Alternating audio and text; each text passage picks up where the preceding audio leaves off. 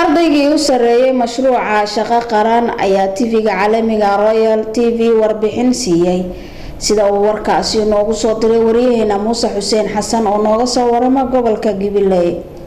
Cabdirasaaq Shabcaan waa ardaygii ugu sareeyay ardaydii ka soo baxday mashruucii shaqo qaran wajigoodii hore imigana rajaynaya inuu ka mid noqdo ciidanka qaranka Somaliland isagoo sheegay in taliyaha guud ee ciidamada qaranka Somaliland Nuux Ismaaciil Taani uu kun dhalinyaro ka soo dhaxushay isagoo aad ugu faraxsan inuu ka mid noqdo ciidamada Somaliland ayuu wuxuu ku amaanay madaxweynaha Somaliland mashruuca shaqo qaran sidii ugu dhiiraday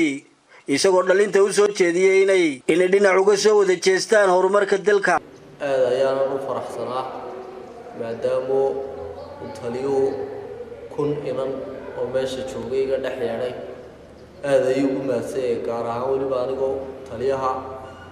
u mahadnaqaya Nuux Ismaaciil Taani dareenkayguna wuxuu gaadhay heer wallaahi aan la soo koobi karin markaa waxaan leeyahay waad ku wada mahadsantihiin ilaa taliyayaashii kale la joogay way ku wada mahadsan yihiin una ku mahadsanyahay taliyahu arrinkaa uu sameeyey ilaa intii xeradaan ku jirnay 2 toddobaad maanan hogaamin intii kale aniga ayaa hogaamin jiray ilaa meydii maalintii dhiin meydii qarannimada anigu baa hogaaminay aad baan ugu faraxsanahay madaxweynaha jamhuuriyadda Soomaaliland Mudane Muuse Biixi Cabdi oo leeyahay waxa noo soo iftiintay ama noo soo baxay shaqo qaran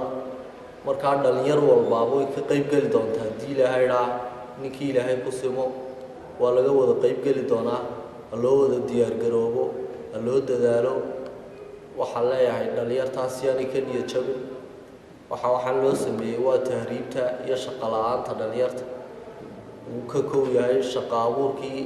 madaxweynaha jamhuuriyadda Soomaaliland Mudane Muuse Biixi Cabdi uu sameeyay shaqo qaran wax la yiraahdo madaxweynayaashii Soomaaliland soo maray aanay hore u sameyn isagu sameeyay oo abuuray waxaan leeyahay ku soo dhawaada kaniya jamila kuwii noqda mustaqbalka kuwii ka qayb gala noqda geesta kale Cabdirasaaq ayaa waxa uu ka hadlay kaalinta ay ka ciyaari karaan ka shaqo qaran ahaan iyo sidii imtixaankii shahaadiga ay uga qayb qaateen dhalintii shaqo qaran ee uu ka midka ahaa isagoo umahadnaqay wasiirka wasaaradda gaashaandhigga Somaliland taliyaha guud ee ciidamada qaranka iyo cid kasta oo kala qayb qaadatay mashruuca shaqo qarantii ay ku jireen wajigiisii hore isagoo amuurahaasi ka hadlaya ayaa waxa kamid ahaa sidaad wada arkayseen imtixaanaadkii shahaadiga ahaa ee Somaliland waxa ilaalo looga dhigay ardaydii shaqo qaran ee ka soo baxday dugsiga Dareerweyne markaa waxaan leeyahay dhalinyarta soo kacaysa iyo dhalinyartii kale imtixaanaadkii ku soo bixi weyday ee shaqo qaran in aanay ka niyad jabin ee ay hawsha halkaa ka sii wadaan shaqo qaranta dambe haddii Ilaahay la qaban doono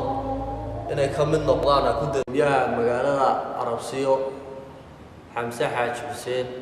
oo isna mahad iska leh oo dhalinyartii gaar ahaan gobolka Gibiley ka soo jeeday aanu aad ugu wada riyaaqnay soo dhaweyntii lagu soo dhaweeyay gobolka Gibiley iyo magaalada Arabsiyo waa Muuse Xuseen Xasan TV-ga caalamiga Royal gobolka Gibiley.